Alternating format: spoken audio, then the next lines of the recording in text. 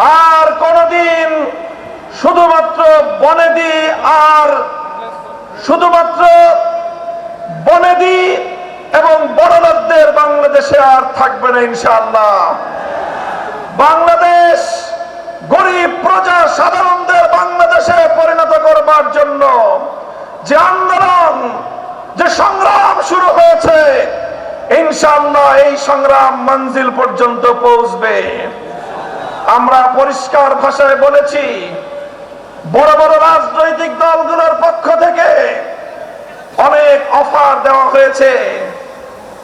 ছোট ছোট রাজনৈতিক দলগুলোকে বিভিন্ন আসন সমঝোতার অফার দেওয়া হয়েছে। আমাদের পরিষ্কার বক্তব্য, শুধুমাত্র জমিদারদের অংশীদার সাধারণ মানুষের লভ্যাংশের ভিত্তিতে আর বাংলাদেশ চলবে না। আমরা বাংলাদেশে আমাদের অধিকার চাই, মালিকানা কায়েম করতে চাই। গরিব মেহনতি মানুষ, আমরা তোমাদেরকে ইসলামের বার্তা পৌঁছে দিতে চাই। ইসলাম যে বৈষম্যহীন সমাজ ব্যবস্থা উপহার দিয়েছে, বিশেষ করে অর্থনীতির ক্ষেত্রে ইসলাম যে সুষম বন্টনের অর্থ ব্যবস্থা উপহার দিয়েছে, কাইলা ইয়াকুনা দুলাতাম বাইনাল আগনিয়াই মিনকুম, একটি শ্রেণী বিশেষের কাছে রাষ্ট্রের যাবতীয় সম্পদ কুক্ষিগত হবে, সেই বিজাতীয় পুঁজিবাদী অর্থ ব্যবস্থার কবর তৈরি করে সেই ধ্বংসস্তূপের উপর আল্লাহর কোরআনের অর্থ ব্যবস্থা বাস্তবায়ন করা হবে ইনশাআল্লাহ। আমাদেরকে বিগত দিনগুলোতে শুধু উন্নয়নের গল্প শোনানো হয়েছে।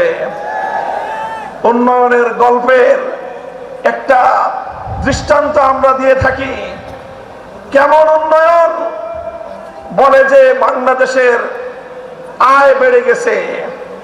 কিভাবে আয় বাড়লো? বলে যে মাথা পিছু আয় বেড়েছে, পার ক্যাপিটা ইনকাম। 2025-24-25 অর্থ বছরে বাংলাদেশের মানুষের মাথা পিছু আয় হলো $2,820। আমাদের বাংলাদেশি মুদ্রায় 3,40,000 টাকা প্রতি মাসে বাংলাদেশের মানুষের গড় আয়। আমি এই বিশাল জনসমুদ্রকে জিজ্ঞাসা করতে চাই, আপনারা কয়জন প্রতি মাসে 3,40,000 টাকা আয় করেন?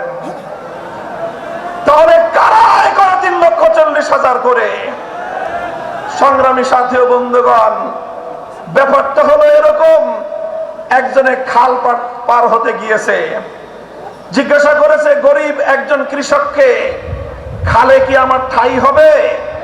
গরিব বলে যে না, খালে ঠাই হবে না, এই খালের মধ্যখানে 5 হাত পানি। বলে যে তোমার এই হিসাব দিয়ে চলবে না, উন্নত হিসাব লাগবে, অর্থনৈতিক ক্যালকুলেশনের হিসাব লাগবে। কি হিসাব? বলে যে মাঠে এই খালের মধ্যখানে কয় হাত পানি? 5 হাত পানি। ওই পারে কয় হাত পানি? 1 হাত পানি। এই পারে কয় হাত পানি? 1 হাত পানি। এবার তিনটাকে যোগ দাও, 5 + 3 + 5 + 1 + 1 হলো 7। 3 জায়গা থেকে স্যাম্পল নিয়েছো, এবার 7কে 3 দিয়ে ভাগ দাও, গড় পানি দাঁড়ালো 2.25 হাত। বলে যে অর্থনীতির হিসাব বলে যে খালে গড় পানি আছে 2.25 হাত, সুতরাং 2.25 হাত পানি যেহেতু গড়ে আছে, এই খাল পার হওয়া সম্ভব। আমি আপনাদেরকে জিজ্ঞাসা করতে চাই, এই গড় হিসাব করে যদি কেউ খাল পার হতে যায়, 5 হাত পানিতে তার ঠাই হবে? ওই 5 হাত পানিতে গিয়ে সে নিশ্চিত ডুবে মরবে। আমাদেরকে উন্নয়নের গল্প শোনায়, বাংলাদেশ থেকে লক্ষ লক্ষ কোটি টাকা দুর্নীতি করে দুর্নীতিবাজদের আকাশচুম্বী আয়, সাধারণ মানুষের নাভিশ্বাস ওঠা, দারিদ্র সীমার নিচে বসবাস করা সেই জনতার আয়ের সঙ্গে গড় হিসাব করে পার ক্যাপিটা ইনকাম দিয়ে, মাথা পিছু আয় দিয়ে বাংলার মানুষকে বারবার ধোঁকা দেওয়া হয়েছে, প্রতারণা করা হয়েছে। এবার ইসলামী দলগুলোর গোটা বাংলার তৌহিদি জনতা জেগে উঠেছে।